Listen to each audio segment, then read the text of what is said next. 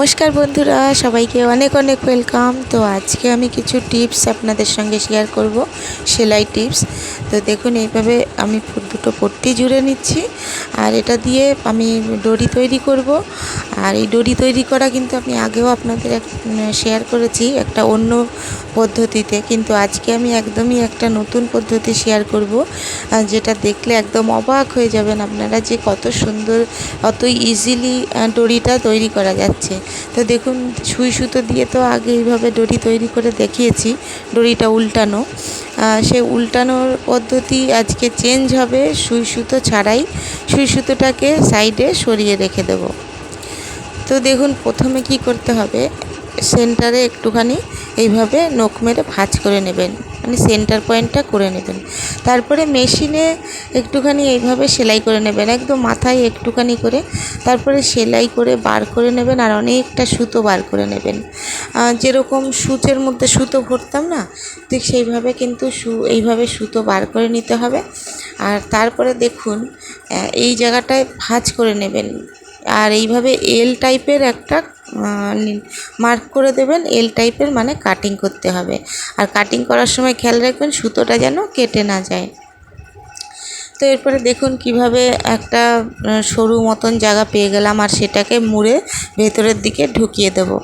আর এই দুই জায়গা খেয়াল রাখবেন, এই জায়গাটা ভালো করে মুড়ে তারপরে বসাবেন যেন এই জায়গাটায় সেলাই না পড়ে। সেলাই পড়লে কিন্তু আর উল্টাবে না দড়ি।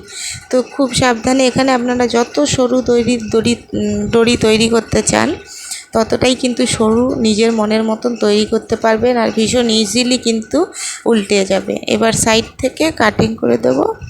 সাইড থেকে দেখুন আমি ভালো করে দড়িটা টেনে টেনে, মানে যে সুতোটা টেনে টেনে কিন্তু কাটিং করছি, সুতোটা যেন ঢুকে না যায়, সুতোটা যেন বেরিয়ে থাকে।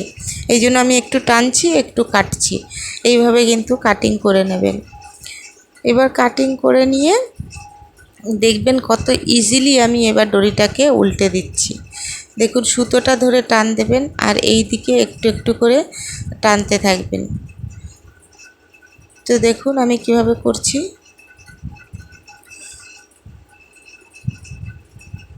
দেখুন কত ইজিলি কিন্তু দড়ি উল্টিয়ে যাচ্ছে, তাই না বন্ধুরা? তো এই দড়ি উল্টানোর একটা সহজ পদ্ধতি তো আগেই বলেছিলাম সুই সুতো দিয়ে, আগে একটা ভিডিওতে। যারা ভিডিওটা দেখেছেন তাদেরকে অসংখ্য ধন্যবাদ, আর যারা দেখেননি অবশ্যই দেখে নেবেন, আমি ডেসক্রিপশানে লিঙ্ক দিয়ে দেবো।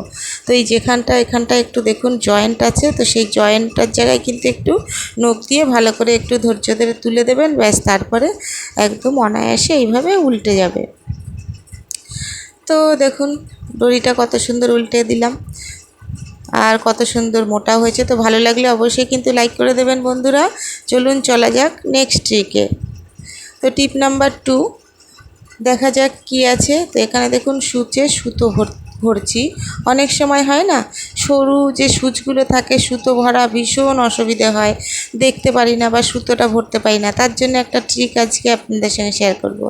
তো দেখুন এখানে নিয়ে নিয়েছি একটা দাঁত মাজার ব্রাশ, আর এই ব্রাশের যে সরু সরু ইয়েগুলো থাকে শক্ত, ওগুলো শক্ত থাকে কিন্তু সরু থাকে খুব, সেখানে সুতোটা এইভাবে ধরে একসাথে যদি ওর মধ্যে পরিয়ে দেন তাহলে কিন্তু দেখুন ভীষণ সুন্দরভাবে সূচটা অনায়াসে পরিয়ে নিতে পারবেন। এর সাথে আরও একটা ট্রিক আপনাদের শেয়ার করছি, আগেও যদিও শেয়ার করেছি। দেখুন এখানে সুতোটা অনেক সময় সিঙ্গেল সুতো সেলাই করলে কিন্তু খুলে বেরিয়ে যায় সেলাই করতে সময় টান দিলে। তো এইভাবে দেখুন সুতোর মধ্যে যদি এইভাবে দুবার এইভাবে ভরে একটু সুতোটাকে টেনে, দেখুন কিভাবে আমি করছি। আগেও দেখিয়েছি একটা ভিডিওতে, ভিডিও লিঙ্ক আমি ডেসক্রিপশানে দিয়ে দেবো, দেখে নেবেন। তো যাই হোক চলুন নেক্সট ট্রিকে, টিপ নাম্বার 3তে কী আছে দেখা যাক। তো দেখুন এখানটায় আমি ডবল সুতো নিয়ে নিয়েছি। ডবল সুতো দিয়ে না অনেক সময় সেলাই করতে গেলে, ধরুন হেম সেলাই করছি বা কিছু একটা আমি সেলাই করছি, যখন ডবল সুতো নিই সেক্ষেত্রে কিন্তু এই জিনিসটা বেশি হয়। দেখুন এখানে কিন্তু এরকম গাঁট বেঁধে গেছে, সুতোগুলো পেঁচিয়ে গেছে। তো ডবল সুতোর ক্ষেত্রে কিন্তু বেশিরভাগ এটা হয়ে থাকে।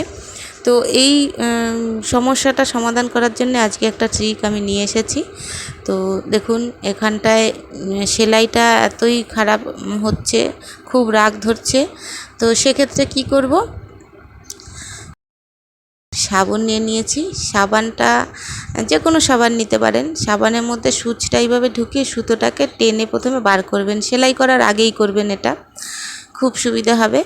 দেখুন এইভাবে করে একটু টেনে বার করে নেবেন, তো সুতোটার মধ্যে সাবানটা লেগে যাবে আর সূচের মধ্যেও লেগে যাবে। এবার দেখবেন কত ইজিলি সূচটা ঢুকিয়ে দিতে পারছেন, যতই মোটা কাপড় হোক না কেন সূচটা এইভাবে কিন্তু ঢুকিয়ে দিতে পারছেন, সেলাই হয়ে যাচ্ছে অনায়াসে।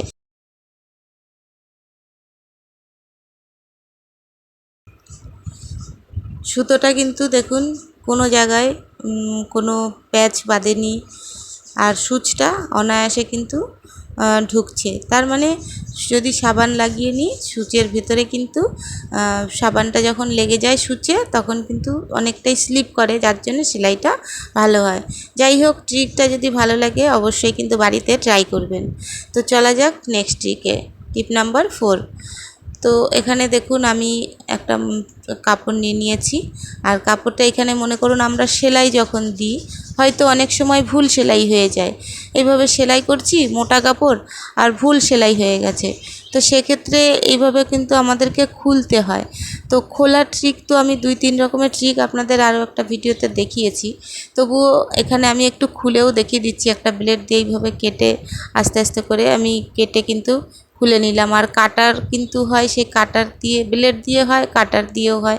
কাটার যাদের কাছে আছে তারা এইভাবে কিন্তু কেটে নেন, তখন কিন্তু এই সুতোগুলো এইভাবে দেখা যায়। তখন কি করবেন, এই সুতোগুলো পরিষ্কার করতে নখ দিয়ে ভীষণ অসুবিধা হয়। তো সেক্ষেত্রে একটা ব্রাশ নিয়ে এইভাবে যদি, দাঁত মাজার ব্রাশ নিয়ে এইভাবে যদি পরিষ্কার করেন, দেখবেন অনায়াসে কিন্তু কাপড়টা পরিষ্কার হয়ে গেছে, বোঝাই যাবে না যে এখানটায় আগেও একবার সেলাই হয়েছে। তো দেখুন আমি ভালোভাবে এখানে পরিষ্কার করে দিচ্ছি। তো ট্রিকটা কেমন লাগলো বন্ধুরা, যদি ভালো লেগে থাকে অবশ্যই বাড়িতে ট্রাই করবেন, আর সঙ্গে একটা লাইক দিয়ে দেবেন। দেখুন কত সুতো ব্রাশের মধ্যে সব উঠে এসছে। তো চলা যাক নেক্সট ট্রিকে, টিপ নাম্বার 5 এবং লাস্ট ট্রিক। তো দেখুন এখানে এই কাপড়ের উপরে আমি এই প্যাটার্নটা রেখে এখানে আমি মার্ক করব, কিন্তু কাপড়টা যখন আমি মার্ক করব প্যাটার্নটার থেকে আমরা কিন্তু সবসময় একটু বেশি মার্জিন নিয়েই সবসময় সেলাই কাটিং করি, তাই না? সেলাই মার্জিনটা রেখে কাটিং করি। তো সেক্ষেত্রে একটু বেশি করতে গেলে অসুবিধা হয়, অনেক সময় কম বেশি হয়ে যায় মার্ক করা। তো সেক্ষেত্রে দেখুন এইভাবে একটা ট্রিক আপনারা করতে পারেন।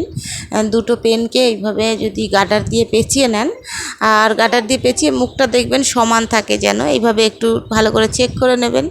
যদি সমান থাকে তারপরেই কিন্তু এই ট্রিকটা করবেন। আর পেনটা যদি একটু গাঢ় কালি পড়ে তাহলে খুব ভালো হয়, আমার পেনটা একটু হালকা কালি পড়ছে।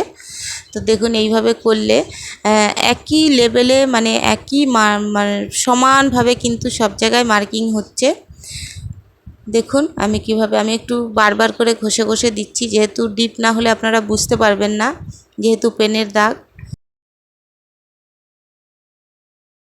একটা চক দিয়ে আমি এখানে মার্ক করে দেবো, তাহলে বুঝতে পারবেন। দেখুন বোঝা যাচ্ছে কিনা বুঝতে পারছি না, যাই হোক দেখুন এই যে কত সুন্দর একই কিন্তু লেভেলে মার্কিংটা হয়েছে, তাই না?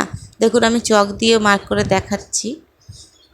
তো বন্ধুরা এই ট্রিকটা যদি ভালো লেগে থাকে অবশ্যই কিন্তু বাড়িতে ট্রাই করবেন, আর কমেন্ট করে জানাবেন ট্রিকটা কেমন লেগেছে।